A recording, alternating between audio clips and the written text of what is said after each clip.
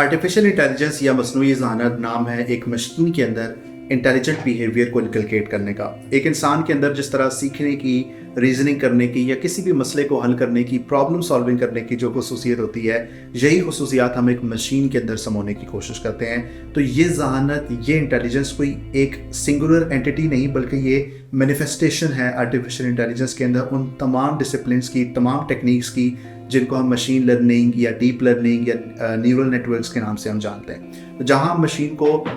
Programming नहीं करते हम इस सारे इन टेक्निक्स के अंदर, बल्कि डेटा के थ्रू हम इस मशीन को ट्रेन करने की कोशिश करते हैं और उसको एक स्मार्ट इंटेलिजेंट मशीन बनाने की कोशिश करते हैं। तो this is what we call artificial intelligence.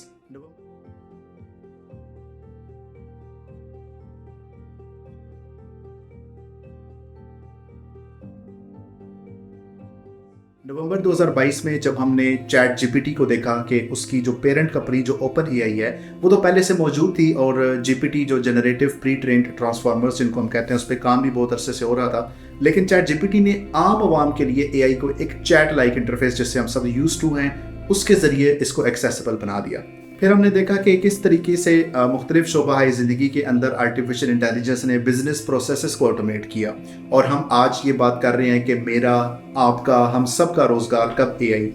छीनेगी। फिर हमने देखा कि किस तरीके से मुख्तलिफ शोबा ज़िंदगी के अंदर आर्टिफिशियल इंटेलिजेंस ने बिजनेस प्रोसेसेस को ऑटोमेट किया, और हम आज ये बात कर रहे हैं कि मेरा, आपका, हम सब का रोज़गार कब एआई छीनेगी। तो ये प्रेडिक्शन की जा रही है कि आर्टिफिशियल इंटेलिजेंस 2025 तक 85 मिलियन जॉब्स को एलिमिनेट करेगी। तो ये आदाद शुमार डेफिनेटली खौफनाक तो हैं ही, और हमें आर्टिफिशियल इंटेलिजेंस जो एक दुश्मन के तौर पे नहीं देखना चाहिए, उसको हमेशा एक असिस्टिव टेक्नोलॉजी के तौर पे देखना चाहिए। बदकिस्मती से हमने जब भी टेक्नोलॉजीज़ के हवाले से खदशात का इज़हार किया, 5G के बारे में, कंप्यूटर्स के बारे में, मोबाइल के बारे में, इंटरनेट के बारे में, तो इन तमाम मुगालतात की जो मैनिफेस्टेशन है वो ये है कि हमारे माशरे में, हमारे मुल्क में जो टेक्नोलॉजी का अडॉप्शन रेट है वो इंतहाई सुस्त है, इंतहाई कम है। तो हम ये आदाद शुमार क्यों नहीं देखते कि आर्टिफिशियल इंटेलिजेंस जहाँ जॉब्स को एलिमिनेट करेगी वहाँ 97 मिलियन जॉब्स को क्रिएट भी तो करेगी। तो इस न्यू इंडस्ट्रियल रेवोल्यूशन के लिए हमारे नौजवान, हमारी इंडस्ट्री और हमारा शोबा तालीम, एकेडमिया और हमारा मुल्क कितना तैयार है। आज आप कोई किताब लिखना चाहते हैं, कोई डिजिटल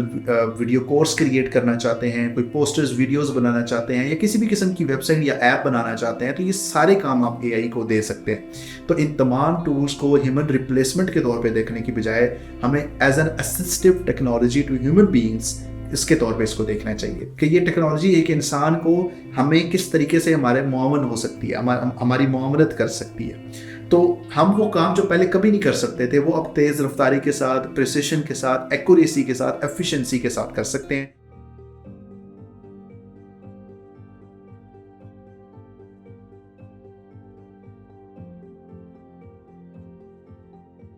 आर्टिफिशियल इंटेलिजेंस की एक अच्छी और साथ ही साथ बुरी बात भी यही है कि हम इसको हार्ड कोडेड प्रोग्रामिंग के साथ स्मार्ट नहीं बनाते जिस तरह हम ट्रेडिशनल प्रोग्रामिंग करते हैं, बल्कि हम इसको रियल टाइम डेटा के साथ इसको स्मार्ट मशीन बनाते हैं। मिसाल के तौर पे आप अगर एक मशीन को इंसान की शनाख्त करना सिखाना चाहते हैं कि तस्वीर में नज़र आने वाला ऑब्जेक्ट इंसान है या एक कार है, तो मशीन को ये तकसीम, ये डिफ्रेंसिएशन, ये डिस्क्रिमिनेशन सिखाने के लिए आपको बहुत सारे सैंपल्स उसको दिखाने पड़ेंगे कि ये कार है, ये इंसान है, ये इंसान है, ये कार है। इसी तरह आपने फ़र्ज़ करें कि एक मशीन को साइकोलॉजी का, इल्म नफ्सियात का अगर माहिर बनाना है, तो आपको वो तमाम कुतब, वो तमाम वेबसाइट्स, ब्लॉग्स, वीडियोज़,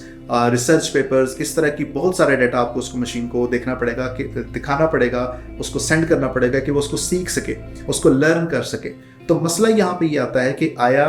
इस डाटा को हमने ऑथराइजेशन के साथ हासिल किया या नहीं किया। फॉर एग्जांपल मिड जर्नी आज एक इंतहाई प्रिसिशन के साथ एक ऐसा टूल है कि वो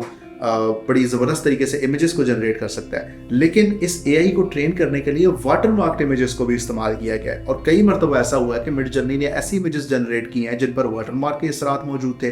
तो इस हवाले से तमाम ममालिक को, तमाम एंटिटीज़ को,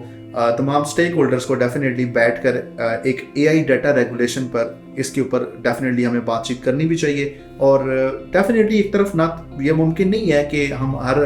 डाटा के लाइसेंस ऑनरशिप हासिल करने के लिए परमिशन लें, लेकिन दूसरी तरफ हम इस चीज़ को भी रियलाइज़ करते हैं कि हमारा डाटा ही फ्यूल है कि जिससे आर्टिफिशियल इंटेलिजेंस जो है वो थ्राइव करती है, कि हम क्या बोलते हैं, हम क्या लिखते हैं, हम क्या देखते हैं, हमारे सोशल मीडिया के बिहेवियर्स क्या हैं, کہ اور ایون کہ ہم ٹریول کہاں پہ کرتے ہیں، تو یہ سارا کچھ ایک مشین کو ایک اسمارٹ مشین بنانے کے لیے معاون ثابت ہو رہا ہے. تو آبویسلی جہاں پہ ہمارا سارا ڈیٹا اس مقصد کے لیے استعمال ہو رہا ہے تو وہاں پہ ڈیٹا ریگولیشن بھی بہت زیادہ امپورٹنٹ ہے.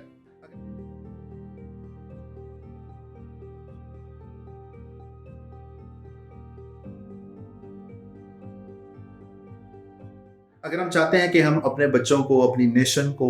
فیوچر پروف بنائیں تو اس کے لیے ضروری ہے کہ ہم 3 سکلز پر سب سے زیادہ توجہ دیں. ایک ہے کریٹیوٹی، دوسرا ہے کریٹیکل تھنکنگ اور تیسرا ہے کولیبریشن.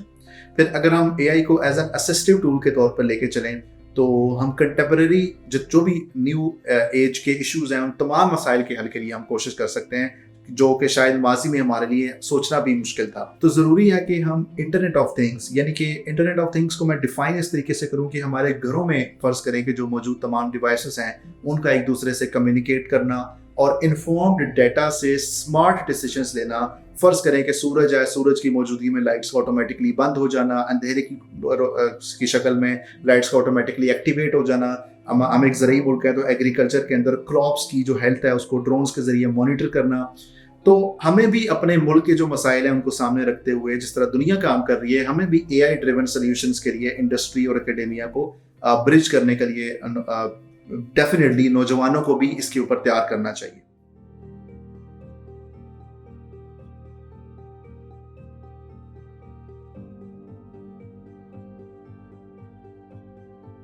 ہم انسانوں کا بھی ایک مسئلہ یہ ہے کہ ہم سپریمیسی اگر برداشت کرتے ہیں تو صرف اپنے ہی کرتے ہیں. شاید یہی وجہ ہے کہ اسلام کو بھی سبمیشن کا نام دیا گیا ہے، کہ ہم نے تمام سپریمیسیز کی نفی کر کے ایک اللہ کی سپریمیسی کو ماننا ہوتا ہے. اب ڈیفینیٹلی ہر کوئی سبمسو تو ہوتا نہیں ہے، تو یہی وجہ ہے کہ جب ہم ہر ٹیکنالوجی کے حوالے سے بھی یہی سوچتے ہیں کہ ہم اس ٹیکنالوجی کو ایکسپلوئٹ کر کے اپنی سپریمیسی کو، اپنی نیشن کی سپریمیسی کو کیسے اسٹیبلش کر سکتے ہیں. تو اسی زمن میں ہم نے دیکھا کہ اسرائیل نے دی گوسپل اے آئی کے نام سے ایک ایسا آرٹیفیشیل انٹیلیجنس کا سسٹم ٹرین کیا کہ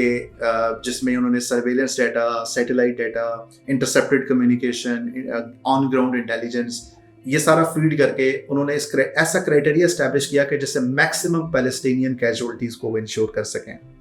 تو یہاں پہ ہمارے لیے یہ سوال بنتا ہے کہ اے آئی ٹیکنالوجیز کو فیوچر میں ایکسپلوئٹ ہونے سے بچانے کے لیے کیا ریگولیشنز اینڈ لا میکنگز ہیں جو کہ ہم ایک انٹرنیشنل لیول کے اوپر، ڈپلومیٹک لیول کے اوپر تمام نیشن اسٹیٹس کو بٹھا کے ہم کر سکتے ہیں. تو ایسے میں تمام نیشن اسٹیٹس کو اقوام متحدہ یونائٹڈ نیشنز کی طرز پر ایک ایسی ریگولیٹری کمیٹی بنانی چاہیے کہ جو دنیا بھر میں جو اے آئی ہے اس کو ریگولیٹ کرے، اور اس حوالے سے تمام جو لا میکنگ ہے، جتنی بھی گلوبل لا میکنگ ہے، ریگولیٹری اتھارٹیز ہیں، ایسی اتھارٹیز کو سر انجام ہم دیں تاکہ اس ٹیکنالوجی سے ہم انسان کی تذلیل کا نہیں بلکہ انسان کی خدمت کا کام دے سکیں. تو تھینک یو سو مچ.